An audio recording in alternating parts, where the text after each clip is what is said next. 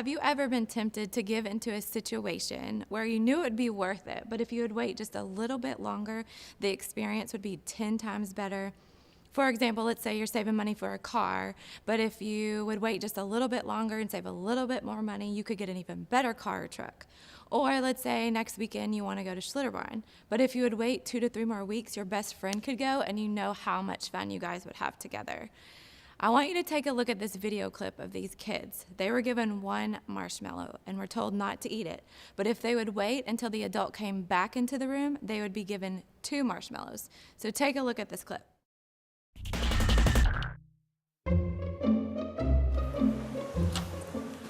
Okay, sit in that chair. All right, here's the deal. Marshmallow for you. You can either wait, and I'll give you another one if you wait, or you can eat it now.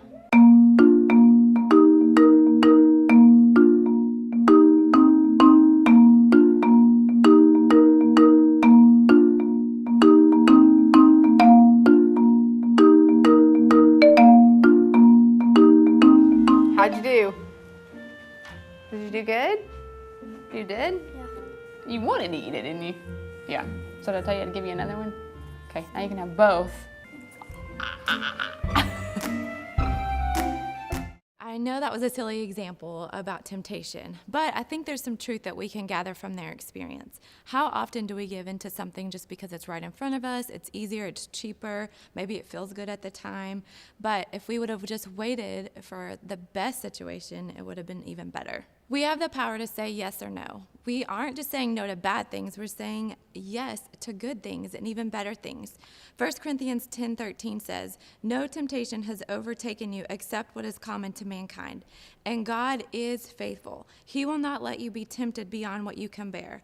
But when you are tempted, not if, but when, He will also provide a way out so that you can endure it." What does this verse say about God in these situations? 3 things. 1, that He is faithful. He will be with us. 2, that He will provide a way out for us. And 3, He will help us endure it when we are tempted.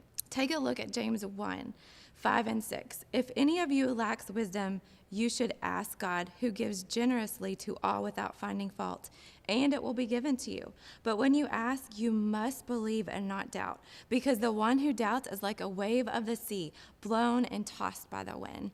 I love that God promises to give us wisdom generously.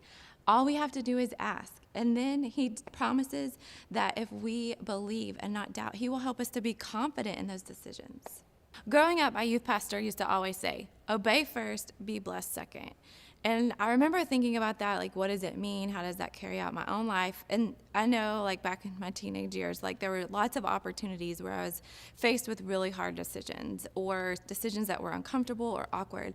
But I knew that if I made the right decision, if I made the decision that God was leading me to make, that He would honor that decision or bless me for that. And sometimes that looked like giving me a friend to walk through a hard time with, or giving me a friend that would help me stand up for what I believed and not go to the party. But then sometimes there was opportunities where I just had to do it alone, and I had to trust that I was making the right choice and that God would honor that opportunity.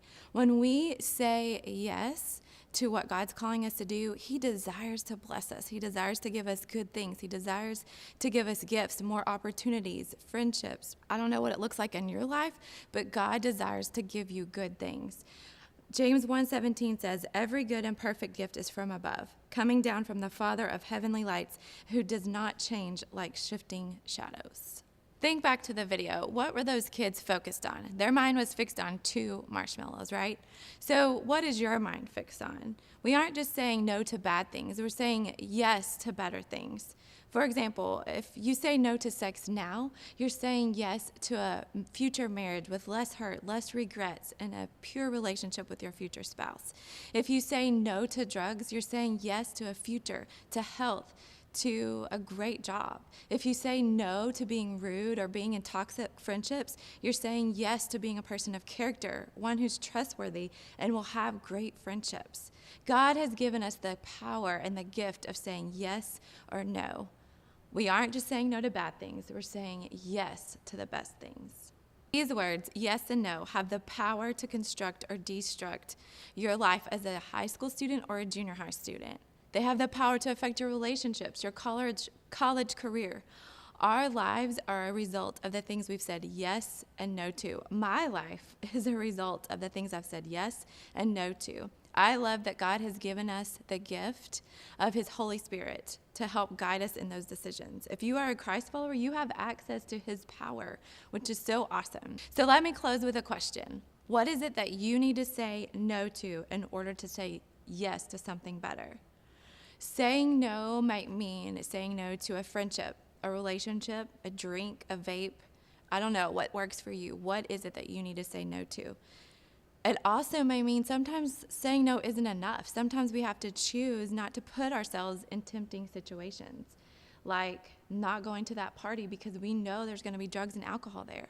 Maybe you need to say no to staying a night at a friend's house because you know they're going to want to sneak out. Maybe it's saying no to sitting at that friend table at lunch because it's full of toxic relationships, or they're going to be really crude or cruel to another person at the table, or maybe someone not at the table.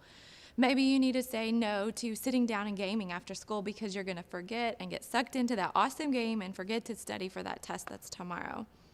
Don't forget, you're not just saying no for the sake of saying no. God is a yes God. He wants you to say yes to better things. So obey first, be blessed second, and have a great week.